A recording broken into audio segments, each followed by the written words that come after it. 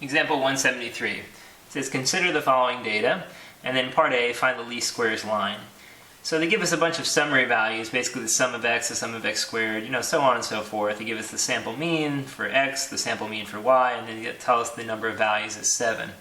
And to find the least squares line, we have to come up with those sum of square values or quantities. So I'm going to actually skip to that step because we've done this so many times. I'm going to go ahead and tell us what those answers are. If you do the SSXY, you'll work out that answer to be 28. If you do the SSXX value, you'll find that answer to also be 28. And if you do SSYY, you will get the answer 32. So taking those values into consideration, let's do the first part, part A. And in part A, we're going to find the least squares line. To find the least squares line, we're going to have essentially first to do the slope. So beta 1 hat. That's just SSXY over SSXX. And when we do that, we get 28 over 28. So the slope is a perfect 1. From there, we're going to get the beta naught hat, or in other words, the y-intercept. And we're going to do that by doing y hat minus the slope estimator times x bar.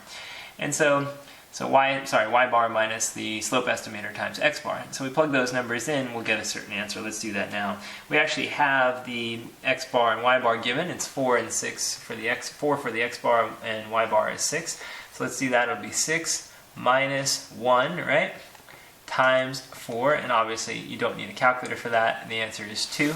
Your final answer here then becomes 2 for the y-intercept. So that's your model essentially. I'm going to pencil that in on our work here. I'm going to go ahead and say that, hey, y hat is going to be equal to the y-intercept, which is 2 plus x. 2 plus x because we're supposed to do beta 1 times x, and beta 1 is just 1. So you can do 2 plus 1x if you want, or you can just write 2 plus x. Alright, so part A is done. Now we're going to do part B, which is to calculate SSE. Now SSE is going to be equal to a simple formula here.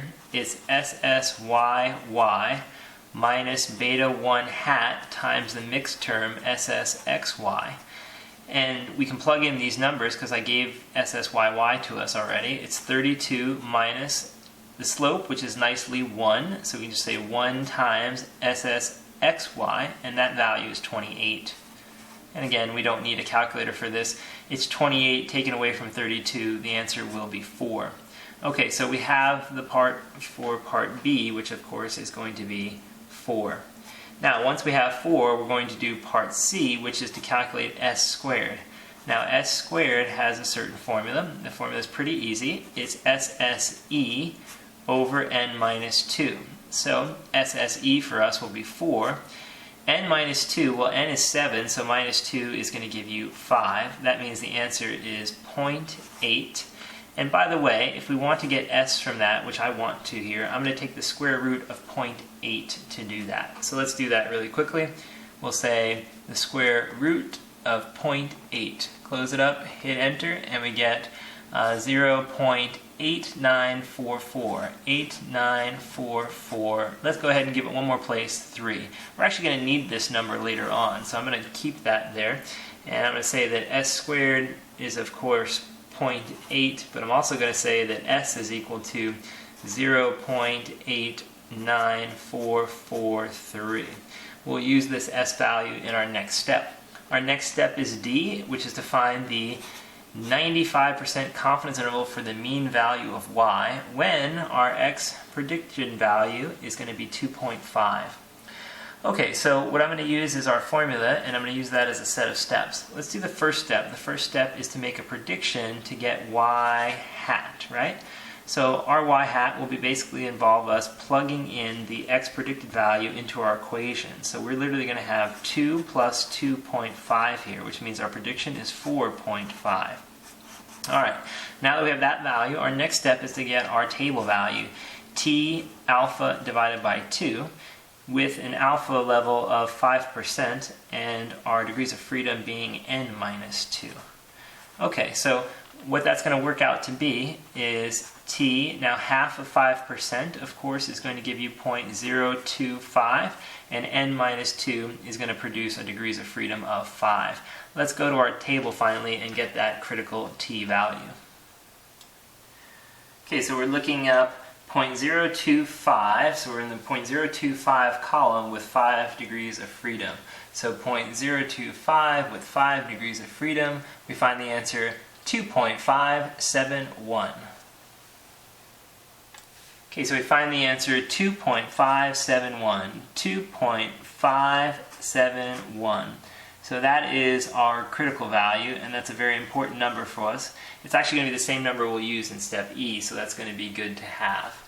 Okay, from there, what we're going to do then is we're going to finish the rest of the interval by filling out the pieces of the equation.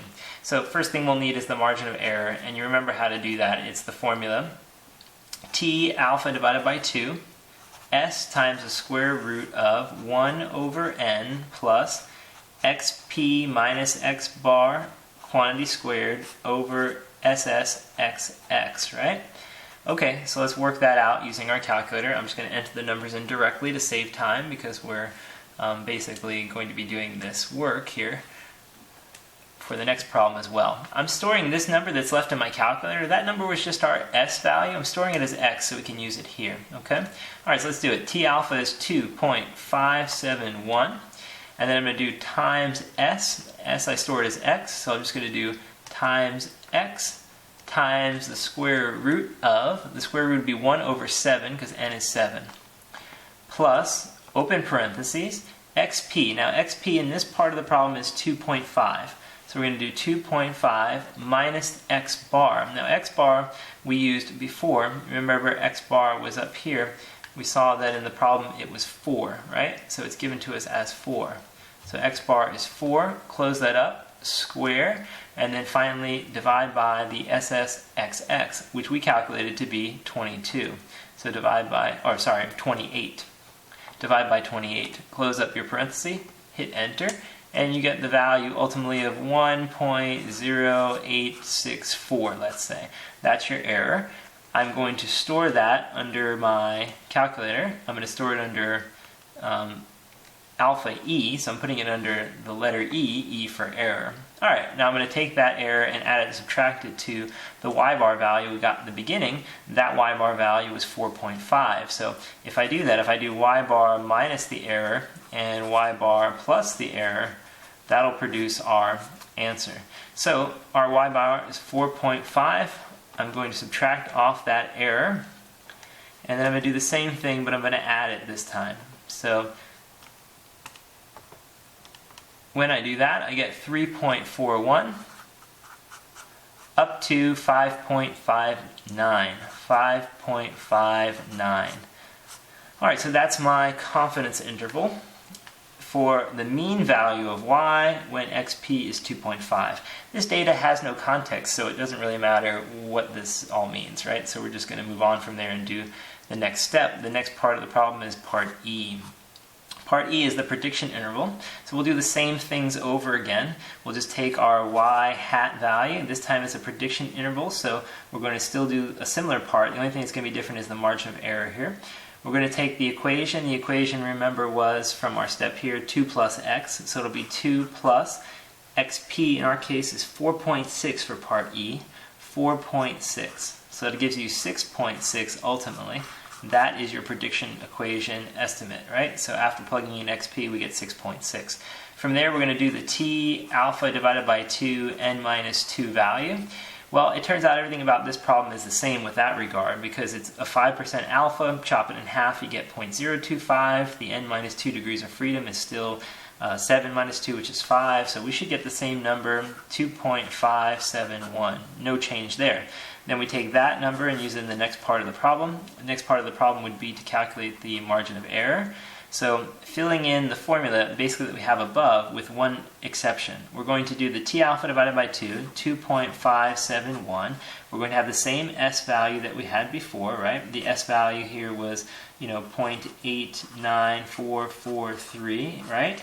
Then we're going to have a square root, just like we did in the problem above. However, the square root doesn't have 1 over n first. It has 1 plus 1 over n. Now, 1 plus happens whenever you have a prediction interval, so pay attention to the wording. Prediction interval for a specific value of y when xp is this, versus the mean value of y and working with a confidence interval. So 1 over 7 is 1 over n in this case, plus, and then we do the same expression here, xp for us is now 4.6, minus the sample mean for x bar, that's going to be 4, squared, and then divide by, and here we use the same SSXX value, which we found here to be 28. Okay, so finally we will get an approximate answer for this number. I'll just have to enter it all in my calculator and we'll see what we get. Okay, so 2.571 times s, remember I stored s in my calculator as x, so I'm just going to re-put that in there. So 2.571 times s times the square root of 1 plus 1 divided by 7 plus, now I use open parentheses, 4.6 minus 4, of course you could just put 0.6 there if you wanted to, square divided by 28, close up the parenthesis for the square root, hit enter, and we get 2.472 approximately, 2.472. Alright, that is our margin of error. Let's pause here for a minute to get a clean sheet of paper out and continue our work. Okay, so we're continuing with step E here. We just calculated the margin of error. Let's go ahead now and finish the problem. So this would be part E continued, right? Alright, in that part E continued, the last step would be basically to fill in the prediction interval by doing y hat minus the error we just calculated, and then y hat plus that same error. Alright, so we still have that error in the calculator. I'm going to go ahead and store it then as x. So I'll store it as x. And when I finish storing it as x, I will then use it in my calculation. So my y hat prediction value was 6.6. So 6.6, then minus that error. And then I'll do the same thing, but I'm going to do plus the error. Alright, so if you look at what we get in our calculator, our answer turns out to be 4.13 up to 9.07. Okay, that's great. That's part E, that's done. Now this is our prediction interval, our 95% prediction interval, when our XP was 4.6. However, ultimately, since we don't have an interpretation of this data that they gave us, we don't know what it represents, we really can't say much more about that interval. So let's just leave it alone and move on to the next step. The next step is actually pretty important. Step F is asking us, would it be wise to make a prediction interval for y when your xp prediction value is 10? In other words, for an x value of 10, should you go around and make a prediction using this model? And the answer is no, you shouldn't do that. The reason why you shouldn't is very simple. This number 10 is not in the range of x values that we use to create the model. So because of that, we should not perform any kind of prediction for y based on that x value. We should stick to x values between 1 and 7 because those are the values we use to create the model. To help see why this is true, let's try to imagine a scenario. I'm not saying this is the scenario in this problem, but let's try to imagine it just in case, right? So 1, 2, 3, 4, 5, 6, 7, 8, 9, 10. So I've drawn the x-axis number line, right, and then the y-axis would be above here. So remember, this is where the x values lie. What if the shape of the curve kind of looked like this, you know? So maybe that was the shape of the curve overall. And if you think about what we've seen, we've only collected data that involved x values from 1 to 7. So we've only looked at data values from, you know, here to here. Now if you look at the line that's in red there, from 1 to 7, it looks pretty straight. So if I were to draw an overlapping prediction line to that, you know, it might look like this, correct? And if I did that, what you would think is, well, yeah, you know, that's a pretty good fit for the red line, and you know, you might think that it continues on into the distance forever that way. But in reality, what is really happening is it's dipping down after that. So what happens if I try to make a prediction at x equals 10? Well, the real value is somewhere, what? Maybe here on the curve, which would be over here on the y-axis, but my model would say it would be way up here on the y-axis. So the point is that I'd be way off. I'd have a huge amount of error and I wouldn't even realize it, right? Because I would think that the model continued on in this general shape, but it doesn't. It dips down after that. I can't see that in my data because my data only goes from 1 to 7, so I have no warning of it. So if that is happening, I would end up having some problems. So the bottom line is that basically you should not make predictions about x values that are not between the range of x values that you're given. So no predictions about values above 7, and you probably shouldn't use it for anything below 1 either. So the answer to this question is ultimately no, we should not use xp equals to 10 because it is not within the range of x values, the range of x values used to create our model, used to create our model. Okay, so basically it would be a bad idea to try to use xp equals to 10 because, again, something like this could be occurring out here. We have no way to know that because we don't have any data from that far out. Alright, so that's the end of this long problem, but I would say the most important part, the only part that wasn't really reviewed, was step F.